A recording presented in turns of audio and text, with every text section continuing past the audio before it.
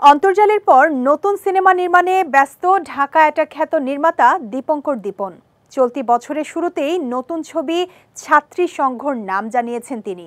British বিরোধী আন্দোলনের সশস্ত্র নারী বিপ্লবী দলকে করছেন ছবির বিষয়বস্তু।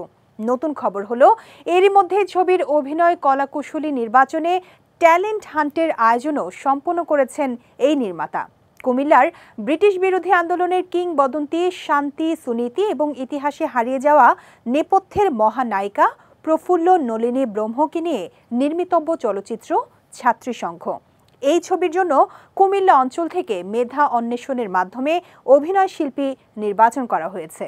এক সংবাদ বিজ্ঞপ্তিতে দীপন জানিয়েছেন, ছাত্রী সংঘর মাধ্যমে কুমিল্লার মেধাবী অভিনয় শিল্পীরা যেন বাংলাদেশের সংস্কৃতি অঙ্গনে অবস্থান তৈরি করতে পারেন সে অভিপ্রায়ে রজত ফিল্মস প্রাথমিক বাছাই এবং অভিনয়ের প্রস্তুতি বিষয়ে একটি স্বল্প মেয়াদী কোর্সের আয়োজন করে।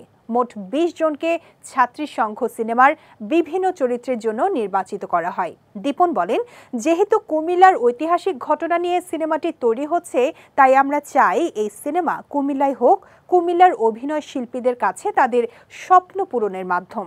আমাদের প্রত্যাশা কুমিল্লার অভিনয় শিল্পীদের পর্দার অভিনয়ের জন্য প্রস্তুত করা এবং তারকা শিল্পীদের সাথে উল্লেখযোগ্য গুরুত্বপূর্ণ চরিত্রে কাস্ট করা। অনুষ্ঠানে দীপন জানান, সেপ্টেম্বরে শুরু হবে এই সিনেমার চিত্রগ্রহণ। এখন চলছে চূড়ান্ত প্রস্তুতি পর্ব। ঢাকায় একটি অনুষ্ঠানের মাধ্যমে ছাত্রী সংঘের মূল তারকা শিল্পীদের পরিচয় করিয়ে দেওয়া হবে।